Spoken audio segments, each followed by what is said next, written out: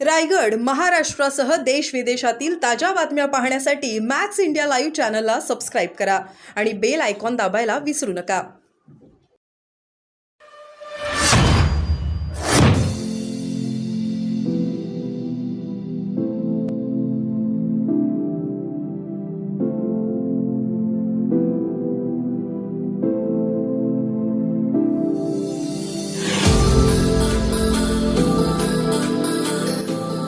हिंदू समाजावर जो अत्याचार होतोय त्या संबंधित सकल हिंदू समाज महाराष्ट्र सगळ्या महाराष्ट्रातल्या प्रत्येक जिल्ह्यामध्ये एकाच वेळी ही न्याय यात्रा हिंदू न्याय यात्रा आज निघालेली होती.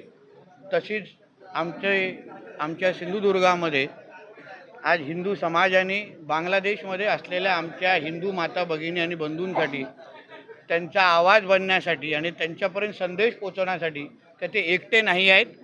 महाराष्ट्रातला सिंधुदुर्गातला हिंदू समाज हा त्यांच्याबरोबर आहे आणि त्यांच्यावर होणारे जे काही अत्याचार आहेत या सगळ्या गोष्टी आम्ही फार बारकाईने बघत आहोत. पण त्याचबरोबर आम्हाला आमचे देशाचे पंतप्रधान आदरणीय मोदी साहेब यांच्या नेतृत्वावर प्रचंड विश्वास आहे. आम्हाला विश्वास आहे की मोदी साहेब कुठल्याही हिंदूवर कुठल्याही पद्धतीचे अत्याचार व्हायला देणार नाही एवढा विश्वास आमच्या मनामध्ये निश्चित पद्धतीने आहे.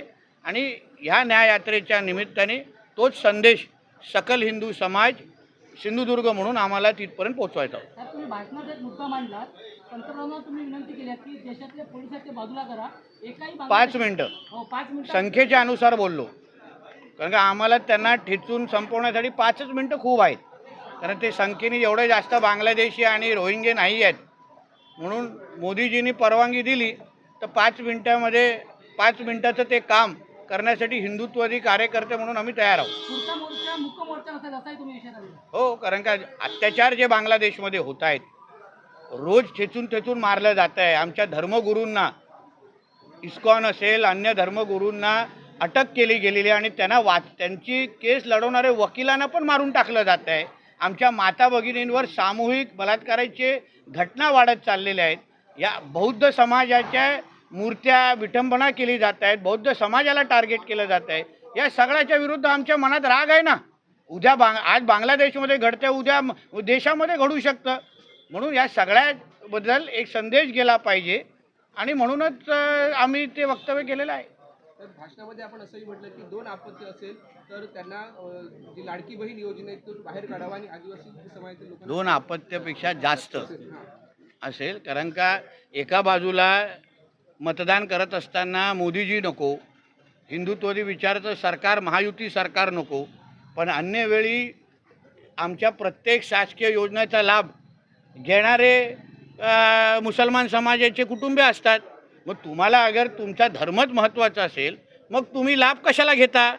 आणि मुख्यमंत्री लाडली बहीण योजनेमध्ये जे लाभार्थीची यादी आहे त्याच्यात बघितलं, त्याच्यामध्ये जास्त लाभार्थी हे त्याच संख्येचे दिसत आहेत.